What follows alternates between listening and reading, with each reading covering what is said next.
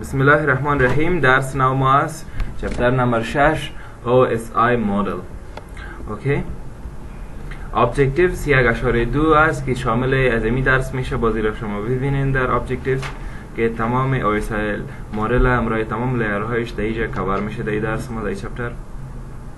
خب قبل از اینکه بریم طرف OSI مدل، ببینین که همین کمیونیکیشن بین کامپیوترها در سیستم چطور صورت میگیره. درست است؟ هاست کمیونیکیشن. ما هاست ها را داریم و پی سی ها را داریم و پی سی ها با هم وصل میشن از طریق یک سویچ. این را ما میگیم یک لوکال نتورک. صحیح؟ باز اگر این هم چه قسم باز نتورک است؟ کلاینت سرور نه، پیر تو پیر نتورک است یا پوینت تو پوینت یا ورک گروپ هم گفته میشه. اگر باز در سرور ده اضافه بسازیم بازی میشه کلاینت سرور نتورک. و یک تا نتورک پرینتر هم ده ما اد میکنیم به خاطر از اینکه پرینتر خودش یک ریسورس است، این را شیر میکنیم بین ما. و بعد از اون ما اگر بخوایم امین نتورک ما چی شود در بیرون با دیگه نتورک وصل شود یا با اینترنت وصل شود، ما با چی نیاز داریم؟ با یک راوتر نیاز داریم. و از دی راوتر هم یک لینک یا یک لاین از آی اس پی هم وصل می باشه، ما باز بتاریم با دنیای اینترنت چی شویم وصل شویم. فرض مثال با سرورهای گوگل. و در این قسمت ما یک نتورک دیگه داریم به شکل وایرلس است. اوکی. فرض مثال اگر یک پی سی حال بخواد با سرورهای گوگل مسیج کنه، یعنی ریکوست کنه گوگل www.google.com تایپ کنه و صفحهش برش بیایه، باید مسیج از سویچ و قسم از راوتر به طرف کی بره؟ آی اس پی هم باز در هر جای یک سرورها هست اونجا روانش میکنه. گوگل که مسیج میبینه it sees that who wants to access Google، پس نظر به اون مسیج پس روان میکنه برش. And whenever he gets the message he has the google.com on his screen. این هم بود چه قسم یک مسیج کجا پروسه در کجا تعیین میکنه. صحیح است؟ و اینجا هم اگر ما یک کامپیوتر دیگر ببینیم که چطور با پرینتر دسترسی پیدا میکنه و بخواد که چیز خود پرینت کنه چاپ کنه like that it happens like that. این هم باز ما میگیم companies network. این نتورک یا شبکه کمپانی ما است، داخلی یعنی داخلی. انترانت بازی گفته میشه، انترانت نتورک داخلی یا اینترنل. این طرف از راوتر دیگه چیزی که است that is external network است، بیرونی است کلش، یعنی اینترنت است، نتورک جهانی. خب ایناله ما چرا امی هاست کمیونیکیشن خواندیم؟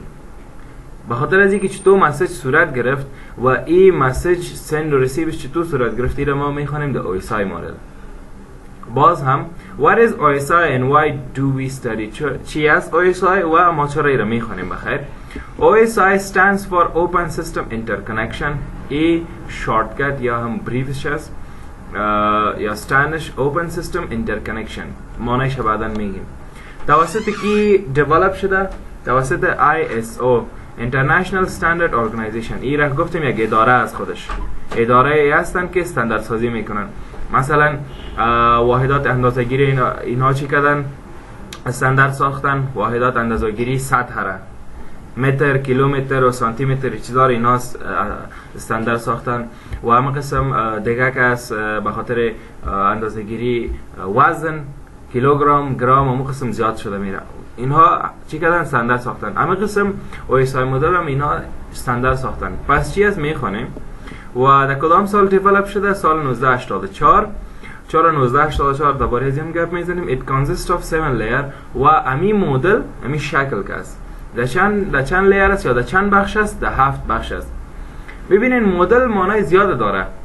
مدل یعنی مدلایی که دختر و بچه سر استیج که لباس میپوشن یا خود عیار میسازن. تو نمیشه که کل افراد امو شهر در سر استیج بیان لباس پوشن. نو و نمایندگی از و یک نفر میای سر استیج و قد بلند و قامت خوب و مقبول باشه، میشه کل مردم دوشه از لباس های از اونا یوز میکنن. صحیح است؟ یا این مدل است. یا هم هر تکنولوژی نوی که جور میشه در قسمت هاردور، مثلا طیاره ها یا موترهایی جور میشه، اول یک مدلشان جور میشه. باز او میبینن خب درس انجینرها کار میکنن کدام بخش از چطور شو و چنان، بعد از او باز ریال از را میسازن. اول قسم یک بیلدینگ اول جور میشه، یک مدلش جور میشه، انجینرها هم تو یک کار میکنن. پس در بخش نتورک هم کسایی که دیوایس ها را میسازه از این مدل باید استفاده کنن. اوکی. و گفتم که ای OSI مدل 7 لیر داره یا 7 بخش داره: application layer, presentation layer, session layer, transport layer, network, data link and physical layer. Okay? Each layer has a different but specific processing function. هر layer یا هر بخش کس از خود یک کارکرد خاص خود داره. And 4 reasons why do we study. 4 وجوهاتی است که اینها را ما چرا میخوانیم. به 4 وجه. وجه اولش که چطور امی کمیونیکیشن یا ارتباطات صورت میگیره در بک‌گراند. امی مسیجی را که شما در واتساپ انجام میتین با جانب مقابل زودتر میرسه، ای در بک‌گراند چطور مسیج رفت. شما www.google.com تایپ میکنین، زود بر شما صفحه گوگل میایه ای چطور آمد. how بک‌گراند از این کار میکنیم. بر ما مردم مهم است ما باید بفهمیم بک‌گراند چطور کار کرده. در غیر از او اگر افرادی که در فیل نیستن در آیتی یا در به حیث تکنیشن یعنی در آیتی نیستن، برای ما مهم نیست. مسیج میره میایه نو کنسرن آف دیم. با ما مهم است مسیج چطور سند ارسال چطور میشه و کمیونیکیشن چطور صورت میگیره. بیشتر هم انیمیشن یک دیدیم مسیج رفت پس اومد، اما در بک‌گراند هاو چطور صورت گرفت. او صحیح شما فیزیکالی دیدین پیش سویچ رفت، راوتر رفت، باز پیش آی اس پی رفت، باز پیش گوگل رفت، اما در بک‌گراند چطور کار کرد. اگه به خاطر ازی میخوانیم که چطور کمیونیکیشن یا ارتباطات صورت میگیره در بک‌گراند، دیگه هم به خاطر ترابل شوتینگ استپ بای استپ وقتی که در نتورک کدام مشکلی که به بار میایه ما اونها را چطور استپ بای استپ حل بسازیم. ما استپ بای استپ چطور حل ساخته میتونیم میبینیم امی لیر در کدام لیر ازی مشکل است. آیا در بخش فیزیک است، در بخش سافت‌ویر است، در بخش هارد است. نظر به او ما دایرکتلی میفهمیم اگر این لیرها را بفهمیم. دیگه هم Guide for Protocols Development برای کسایی که دیگه پروتکلز میسازن یعنی دیولپرهای پروتکل هستن یا سافت‌ویر هستن، برای از اونها هم بسیار یک موضوع خوبی است. اونها وقتی که پروتکل میسازن یا سافت‌ویر میسازن برای از اونها یک راهنمایی است OSI مدل. بالخصوص کسایی که سافت‌ویر میسازن، اونها سافت‌ویر رو میسازن باز نظر به می لیر کار میکنن. در بخش پرزنتیشن سافت‌ویرها کس همیشه در چند لیر کار میکنه: application layer, presentation layer, session layer, این transport layer. در اینی بخشا که اپلیکیشن ها میسازن هم باز اینی لیر ها را بالای اپلیکیشن ها اپلای میکنن. باز لیر های پایینش که از مربوط هاردویر میشه میخوانیم. دیگه هم به خاطر موضوع استانداردایزیشن کمپانی هایی که دیوایس های مختلف هم میسازن، سویچ، راوتر، وایرلس اکسس پوینت، اکسس پوینت، فایروال، اونها را که میسازن از این لیر باید با خبر باشن. صحیح است؟ به خاطر از با خبر باشن که از امی لیر چون استاندارد هست از امی استفاده کنن و با دیوایس های مختلف که با یکی دیگه کنیکت میشن بتونن یکی دیگه را بشناسن. در سال 1980 بار اول که کامپیوتر آمد و سویچ راوتری موضوعات، هر کمپانی آی بی ام جدا می ساخت، اپل به خود جدا می ساخت، اینتل جدا، هر کمپانی جدا می ساخت. اینا باز نمیتونستن. اگر در یک کمپانی شخصی ما میخواستم بر کارمندایم کامپیوتر بخرم، سویچ راوتری موضوعات، باید کلش از هم یک کمپانی می بود. اگر من نیمشه از اپل می‌خریدم نیمشه از آی بی ام و اینها را با هم با نتورک وصل می‌کردیم، هیچ طریقه نبود که اینها وصل می‌شدن. پس باید کلش از یک نتورک، آرکیتکچر دیزاین از یک نتورک باید از یک کمپانی باید می بود.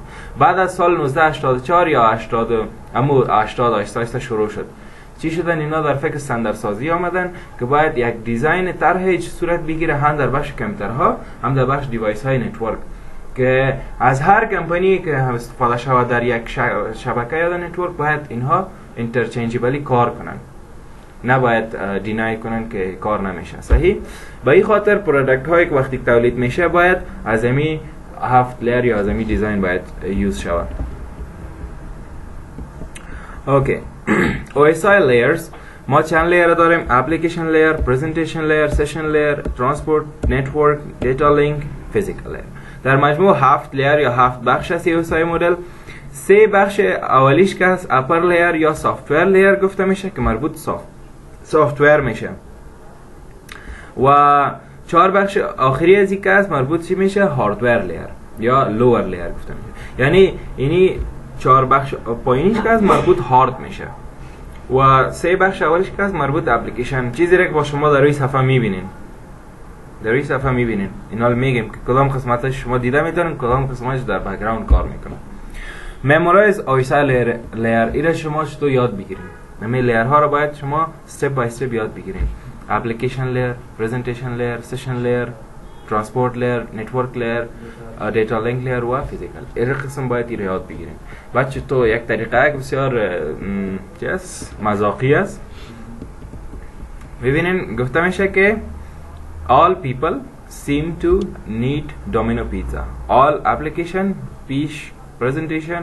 یعنی جمله را که یاد گرفتین شما میتونین که OSI layer یک دونش بگین. اگر در وقت امتحان یا در یک جایی از یادتان میره این جمله بسیار خوب است. all people seem to need Domino pizza. اگر سخت است ببینین هر حرف هر کلمه اولین حرف هر کلمه که از مربوط از این لیر ها میشه. یا هم دیگه جمله است please do not throw sausage pizza away. نظر به هم شما میتونید که لیر ها را یاد بگیرین، memorize کنین. the easy way to memorize. please do not throw sausage pizza. پیزا را کسوس میپرده امریکن و نوبلز کما که هم که پاسمانده شد دوست میپردن خیلی خوشک شو زیاد مزه میتا فکر کنم. I don't know. اپلیکیشن لیر میایم خیلی از اپلیکیشن لیر شروع میکنیم. اپلیکیشن لیر یا امی لیر اولین لیر اویسای مربوط اپلیکیشن میشه. مثل که شما میاین در گوگل کار میکنین، گوگل کرام باشه، موزیلا فایرفاکس باشه، سفاری، یو سی براوزر، زیاد از اپرا. اولین صفحه که است اینمی با شما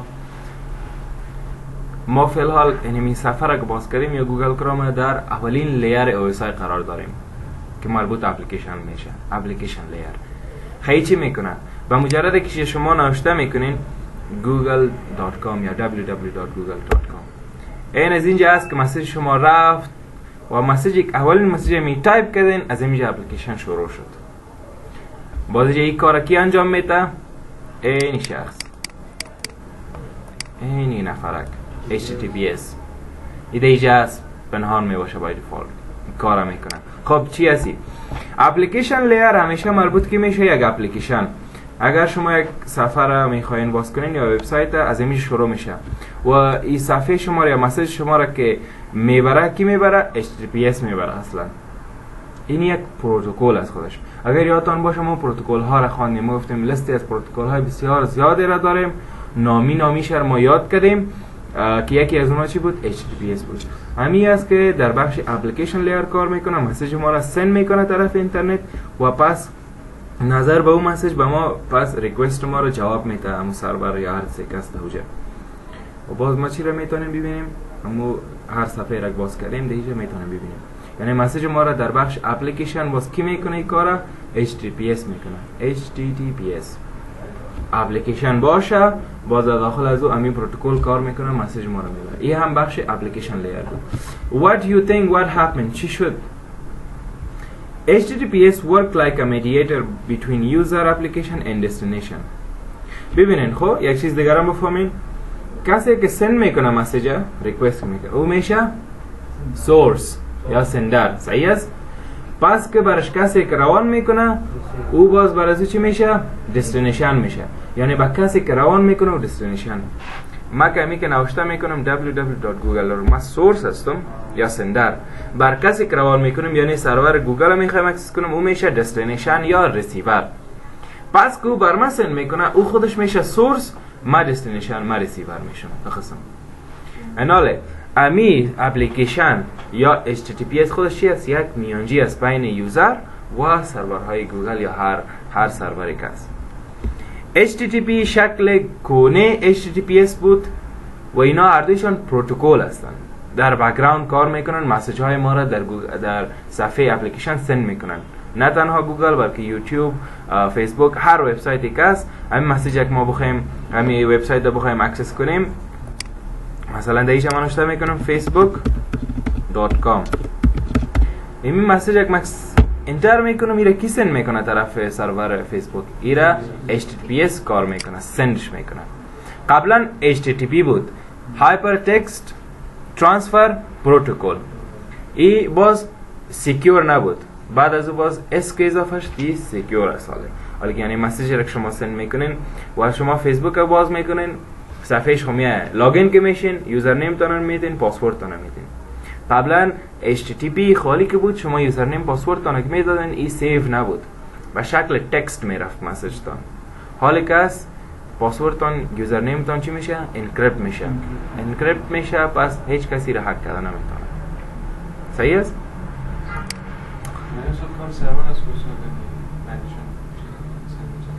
نه، اینمی پروتکل. این پروتکل خودش یک سافتویر است، در داخل ویندوز است، در بک‌گراند کار میکنه. مسیج که نوشته میکنی google.com، اینمی HTTPS چی میکنه؟ مسیج تا جمع میکنه و سندش میکنه. طرفی که طرف اگر اینترنت داشته باشه، طرف سرور گوگل روان میکنه. این کار اصلا در بک‌گراند انجام میده.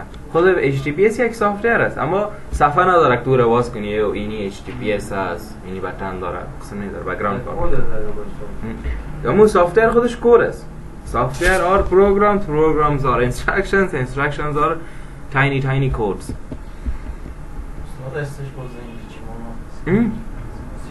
اسش secure. صحیح است؟ خب ببینید در application layer is responsible، بس اینی تعریفش است. Application layer is responsible to provide an interface between user, source and network services destination. یک صفحه است، یعنی گوگل کروم باز میکنیم، این صفحه اولش خودش یک صفحه یا یک میانجی است، ما را با سرورهای گوگل یا هر جایی که ما را کانکت میکنه. network services responsible to bring a user interface, for example HTTP and HTTPS. اما موضوع قبلی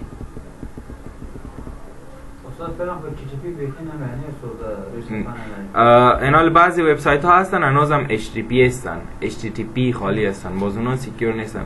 اونا شما رو میتونه که دیتایتان هک کنن. مثلا مثالش براتون بگیم، باز این ما در قسمت سیکیوریتی فیشینگ میگیم، ماهی گرفتن. آمازون یک وبسایت بسیار مشهور است، علی بابا، ایبی، 3 دانه وبسایت های مشهور آنلاین خریداری. اینها باز هکرها چی هستن؟ اما قسم بیخی هم آمازون و یک صفحه میسازن، وبسایت سیم تو سیم، اما اونا باز چی میباشن؟ صفحهشان HTTPS نمیباشن، HTTP خالی میباشن.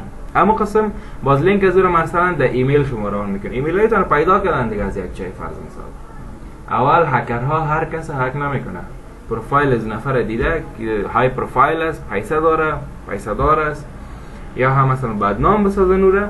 خب اگر پیسه ش دزدی میکنن همین طریقه است.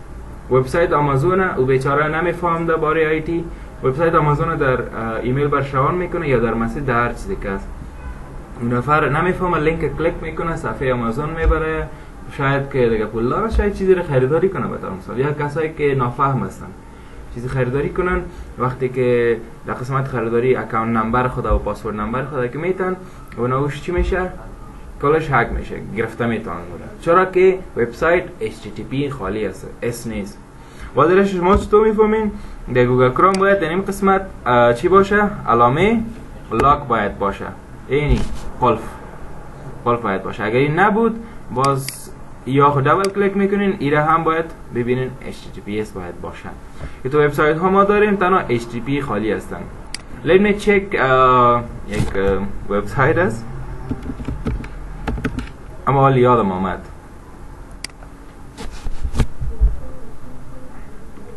دیره میبینین اینجا انفورمیشن www.google خالی است، مشکی را بازم میکنه نمیکنه.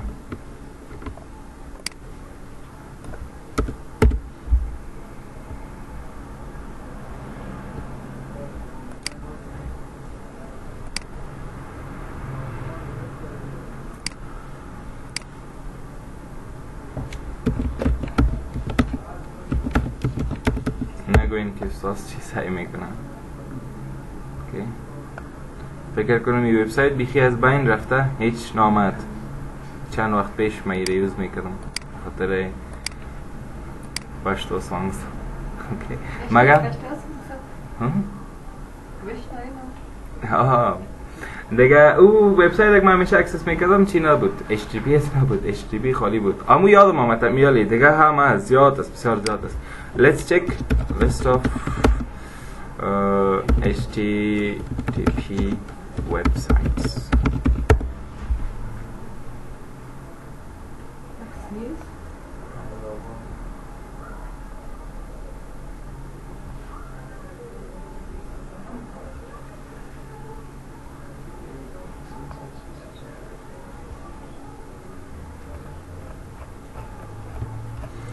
خب خیر، هر وقت من پیدا کردم براتون میگم.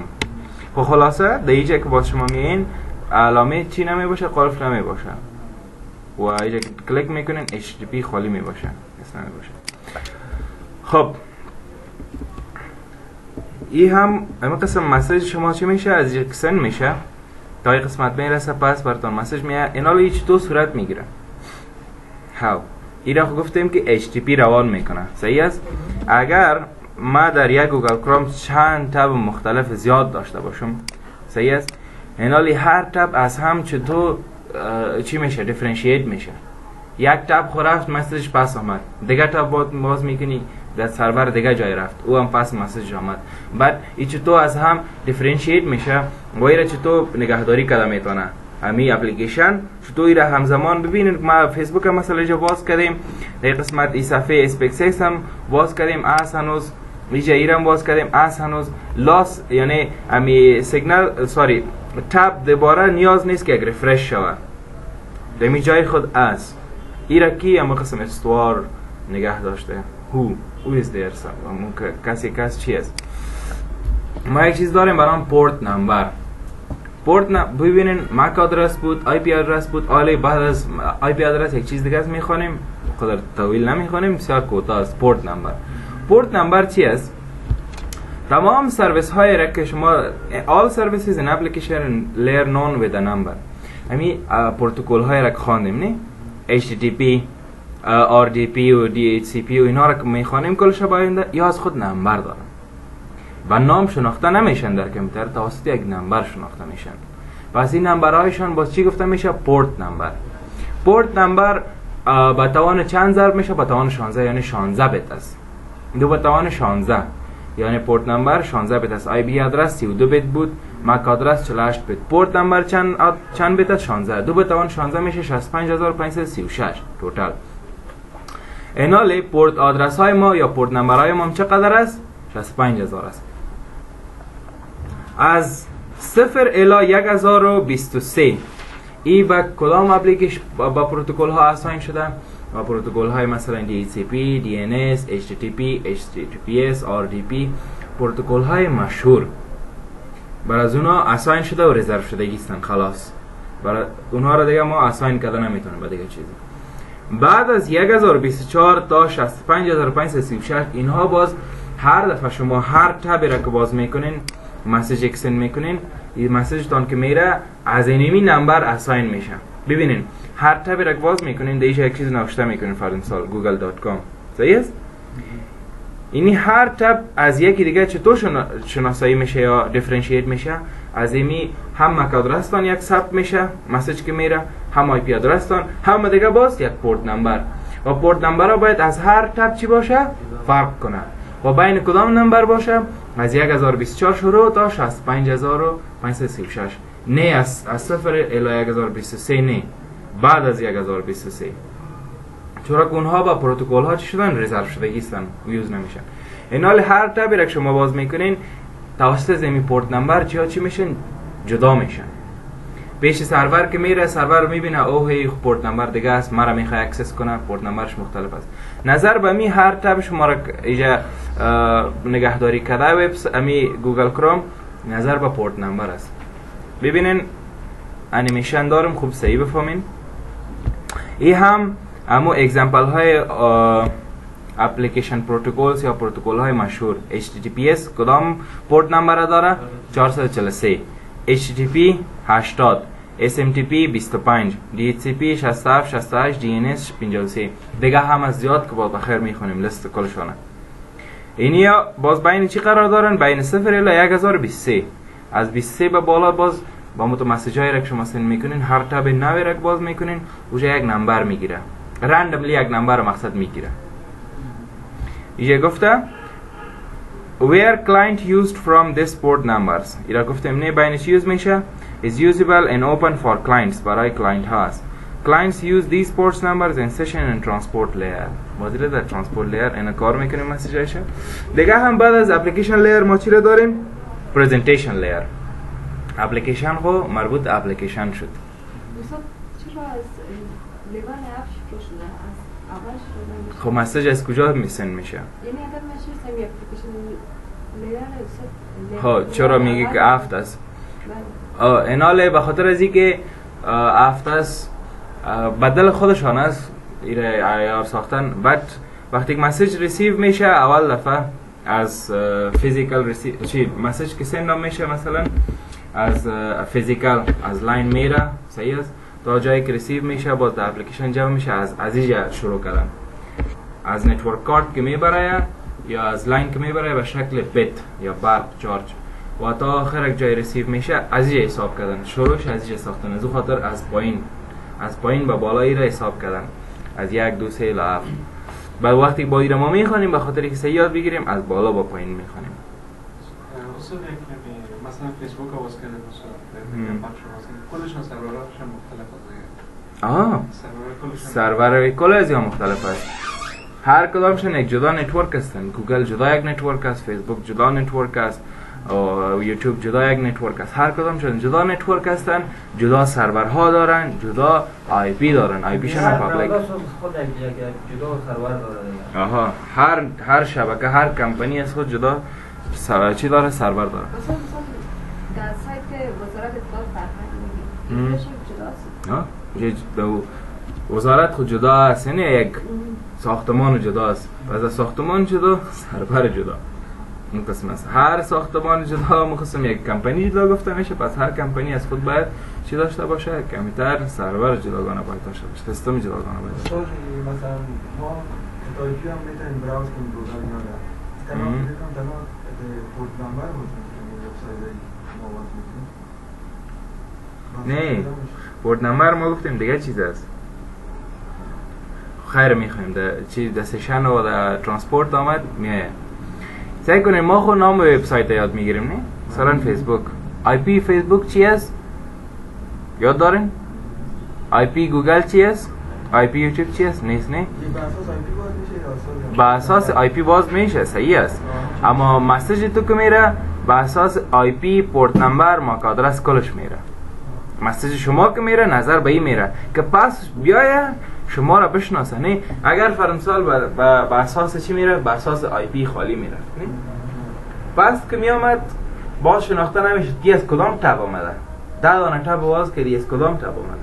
تب شناخته شود از بین یکی دیگه باید جدا شود. از اون خاطر است که در گوگل کروم شما تب زیاد باز کرده میتونید. سپورت زیاد بود که یعنی نظر به پورت نمبر فهمی شناسایی نمبر به کلش نظر به کلش هم ماک آدرس هم آی پی هم پورت نمبر نظر به کلش باید کلش باشه. مسیجی که شما سند میکنید در مسیجایتان کل ازی شامل است. چرا خواب میبره؟ هیچ؟ اوکی پرزنتیشن لیر. بعد از اپلیکیشن لیر چی است؟ پرزنتیشن است. پرزنتیشن چی میکنه؟ بعد از این میگم اپلیکیشن که مسیج شما را ساخت صحیح است جور کرد که نوشته میکنین google.com HTTPS سوجه مسیج شما را کپچر میکنه آی پی تانم میگذاره فرنسال پورت نمبر تانم مک آدرس تانم میگذاره مسیج تانم پیش خود گرفته اینا محکم و بر تابتون یک نمبر هم میته که پورت نمبر. بعد از این پرزنتیشن لیر چی میکنه؟ این هم مربوط اپلیکیشن میشه در داخل اپلیکیشن مجاز پت بوشگک شده صحیح. ای چی میکنه؟ کنترلز فارمت اف دیتا فرمت دیتا را پیش خود میگیره. یعنی در پولی از مسیج یا ریکوستان فرمت دیتا را هم ثبت میکنه. فرمت دیتا چی است؟ تکست شما چیز مسیج نوشته کردین یا خود ایمیل مثلا ایمیل نوشته کردین هم تکست میباشه یا عکس روان کردین فرمت عکس بگیره که چی است مثلا جی پی جی است یا هم ویدیو روان کردین MP4 است یا 3GP است یا هر چیزی است. هر فایل که روان میکنی یا پس مثال PDF است فرمت فایل یا هم ریکوست شما را میگیره جور میکنه که باز وقتی که طرف جانب مقابل میره باید او بشناسه برای از او باز در ریکوست باشه که این فرمتش چی است PDF است که باز او باز بتونه باز کنه صحیح. The presentation layer ensures that the data from sending device یعنی source can be understood by the receiving device destination. این متعقن میسازه که از جایی که میره تا جایی که ریسیو میشه دیتا باید قابل شناخت باشه. خب ببینین to save file format from source up to destination. خب ایره باز چطور اینو سیو کنیم؟ اگر ما مثلا ویدیو روان کنیم نه در واتساپ شما روان میکنین یا اپلود میکنین یا هم وایس مسیج روان میکنین، این خو اگر این قسم روان شوه سیو نباشه خود هکرها میتونن وایس ما رو بخونن یا ویدیوهای ما رو ببینن. اینا حالا چطور ایره ما سیو میکنیم؟ در پرزنتیشن لیر یکی خو فرمت دیتا رو جور میکنه، دو کار دیگر هم انجام میده. What is that? compression. دیتا رو کمپرس میکنه یعنی سایزش خرد میکنه. همین که شما در واتساپ و در فیسبوک عکس روان میکنین جانب مقابل که ریسیو میکنه سایزش کم شده، یعنی کمپرس شده، سایزش کم شده. باز انکریپت هم میکنه همزمان، یعنی ایره به یک کد به یک چیز بسیار طویل تبدیل میکنه، به یک کد تبدیل میکنه که هکر را به دست بیاره نمیتونه او را چی کنه، جور توتش یک جای کنه و بسازه، نمیتونه. بخاطر که سیستم از بسیار بالا است، بسیار از یک چیزی استفاده میکنن یا از طریق انکریپشن استفاده میکنن که نمیتونن پس دیکریپت کنن. بازی که طرف کی میرسه؟ طرف ریسیور یا طرف دستینیشن که میرسه، پس فرمتش هم براش میباشه، اوجا مسیج می از که اینی فرمت است، دیکامپرس هم میکنه، پس فایل از کامپرشن میکشه دیکامپرس و دیکریپت هم میکنه که باز مسیج یا امو ریکوست را دیده بتونه.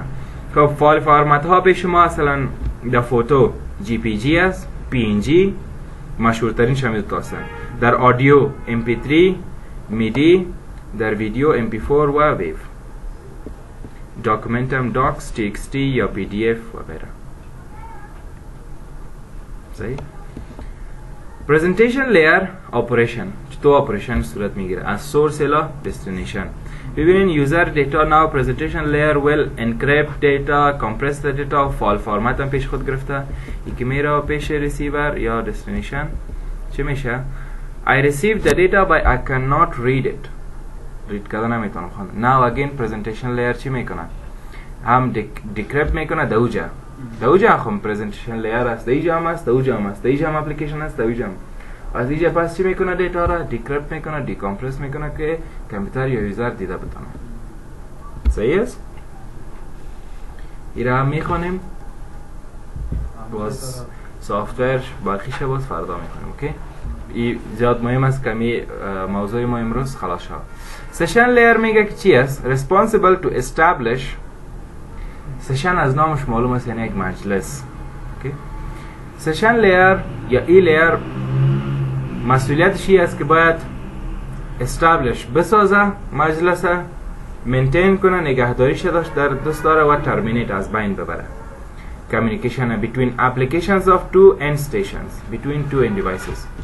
خب ببینین یک یوزر میخواد که با گوگل کروم مثلا اکسس کنه، گوگل اکسس کنه، پس امی هر تابی را که شما باز میکنین، یک تاب نو را که باز میکنین و اینجا گوگل نوشته میکنین، این میره جورم میکنه. کی جور میکنه؟ سشن لیر. سشن بایدتون برقرار جور میکنه و باز برقرار نگه میداره تا که شما این تاب کلوز کنین، بازی هم چی میکنه؟ سشن از بین میبره. سشن از بین رفت. این کار کی میکنه؟ سشن لیر. اینمی سشن لیر هم در داخل چی است؟ در داخل اپلیکیشن است. واسه فرق هم میکنه که اپلیکیشن لیر سشن لیر فرق بین سشن لیر و اپلیکیشن لیر و چه یا کلش نه خو میگیم اینمی داخل اپلیکیشن هستی. این لیر هم در داخل زمین اپلیکیشن است. خب ما به خاطر از این جدا کردیم که بفهمیم نه که هر قسمت کی کار کی انجام میده. از اون خاطر اینمی سه دانه که است، پرزنتیشن لیر، اپلیکیشن لیر، سشن لیر، یه مربوط اینم سافتور میشه، یعنی سافتور که شما دارین در داخل از اینمی است. این کار اینمی اپلیکیشن انجام میده، این سه کار اپلیکیشن انجام میده. خب it gives different sessions to separate application data. سشن های مختلفه، هر تابی را باز میکنین یک سشن جداگانه است. خب ببینین مثلا یک کامپیوتر میخواد youtube.com باز کنه در کامپیوترش، یک سشن گفته میشه. به مجرد که سشن اول جور میشه، مثلا ریکوست میره و اول پیش گوگل یوتیوب سرور ها، یوتیوب سرور هم پس ریکوست میده، اینا چی شد؟ سشن قایم شد، اول مجلس جور شد. بعد از اون باز چی میشه؟ همین که اول باز میکنیم نه اینجا نوشته میکنیم youtube.com. ایره خب مسیج تونه کی HTTPS روان میکنه. ایره که روان میکنه و مجرد که صفحه که باز میشه، این صفحه که باز میشه it means سشن جور شده. حالا باز شما چی میکنین؟ مسیج دیگه تان روان میکنین، یک چیز رو سرچ میکنین what is space x file مثلا. این دیگه ریکوست شما رفت، این ریکوست هم باز کی روان میکنه؟ همو HTTPS روان میکنه. خب این مسیج دیگه این سشن برقرار است و مسیج هایتان هر قدر که شما چی میکنین ریکوست کده میرید پس براتون میایه. مثلا صفحه رو باز میکنین دیگه ویدیو را و تا که اینمی تب شما کلوز نکدین سشن ترمینیت نمیشه یا هم اینترنت مثلا از بین برای ترمینیت شد. Make a session between two end stations یا two end devices. Session layer second operation دومش چی است؟ اگر باز همزمان شما تب های زیاد رو باز کنین هر کدامش از هم چی کنه؟ سپریت کنه، جدا جدا باید بشناسه. چطور میشه؟ اینجا پورت نمبر اینال به درد میخوره. Session layer is also responsible to separate data of multi-tabs which are used in one time. Now we see how session layer separate data of different tabs in a web browser from together. یک تاب را که باز کردین in my first tab web browser I write youtube.com. youtube.com ی request میره it will create a session. اول یک session جور میشه یعنی یک مجلس. بعد از او باز now at the second step session layer will specify data of each tab. اینکه دیتا کرافت آمد میکنه ایره هم باز چی میکنه؟ بیش خود نگهداری میکنه یعنی میشناسه شناسایی میکنه. Now session layer will use HTTPS port numbers as a destination port. ای کی است؟ ای یوتیوب سرور است و پروتکلی که باز ای داره از خود چی است؟ 443 HTTPS یعنی دیتا را بر ما باز امی روان میکنه. و بینال در ریکوست ما چی ثبت میشه؟ HTTPS ثبت میشه و نامش هم آی پیش هم داده میشه. آی پیش مثلا از یوتیوب چی است؟ هر سیک است. اگر بخواین پیدا کنین در CMD میاین پینگ نوشته میکنیم youtube.com.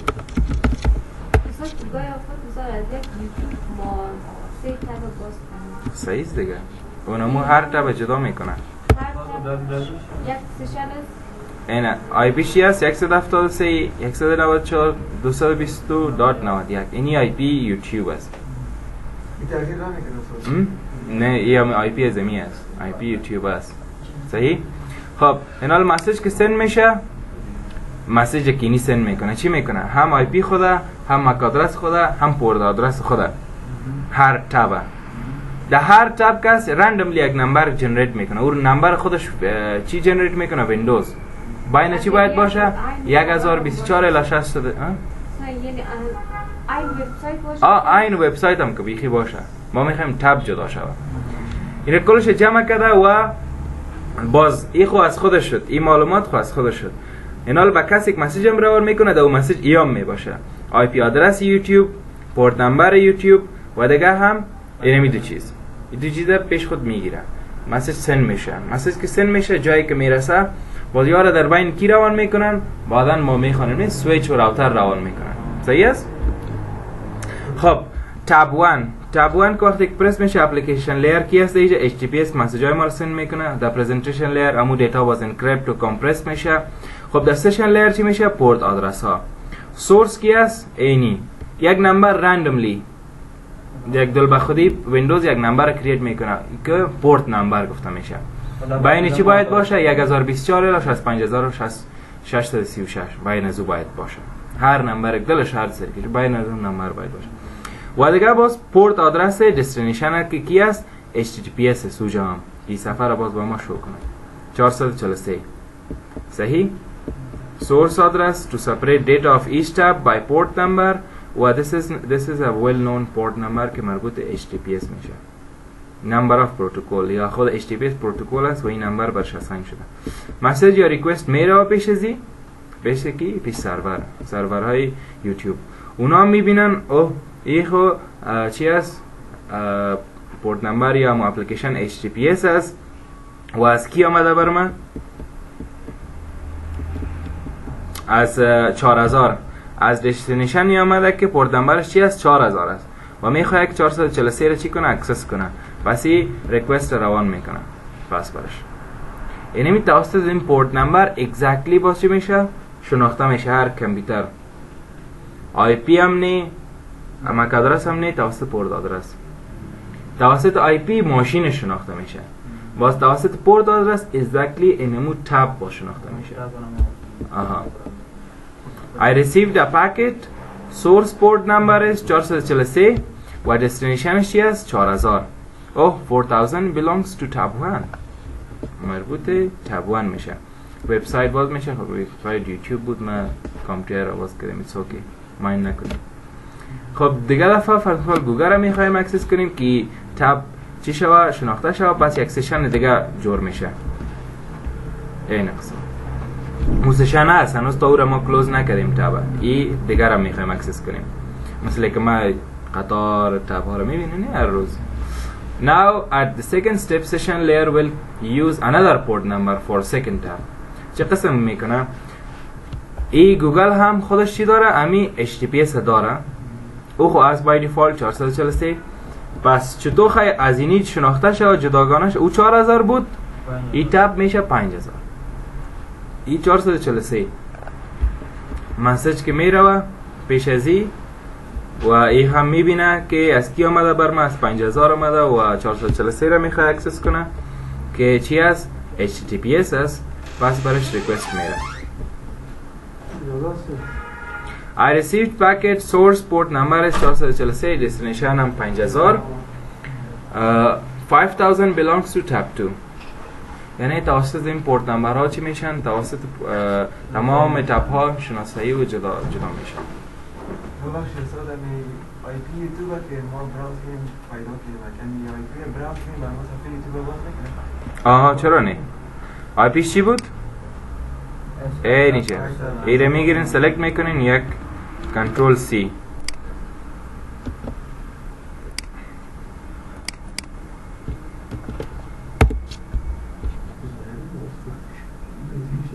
چرا گوگل باز شدی؟ ما چی را اکسس کرده بودیم؟ خب pinging youtube UI google.com very easy.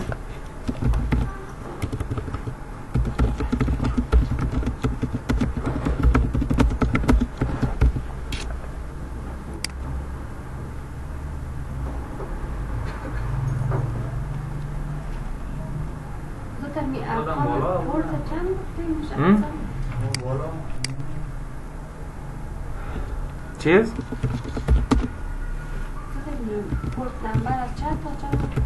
از صفر الا 65536 یعنی 2 به توان 16.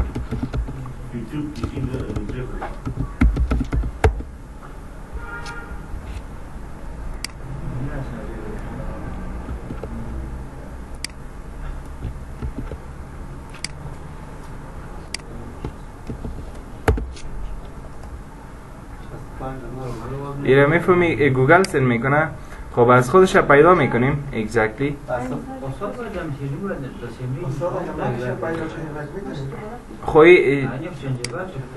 خو یوتیوب هم مربوط گوگل میشه نه؟ مربوط گوگل میشه. سن ریسیو شما میکنه.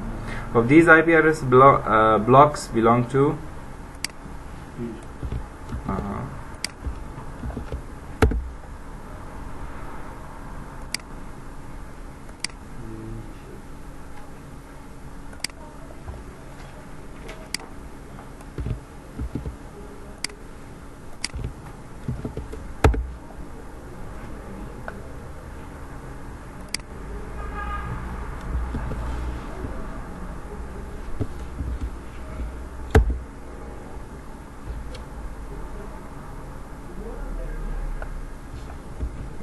میفهمین بعد از چند لحظه ای آی پی ها چینج میشه از امی سرورهای مشهور.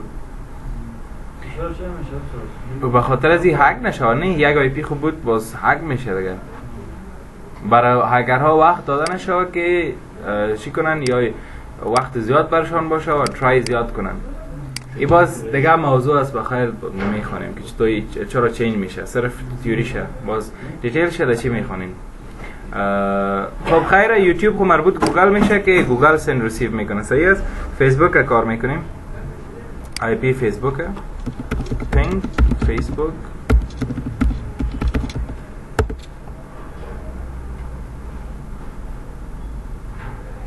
این آی پی آدرسش آمد.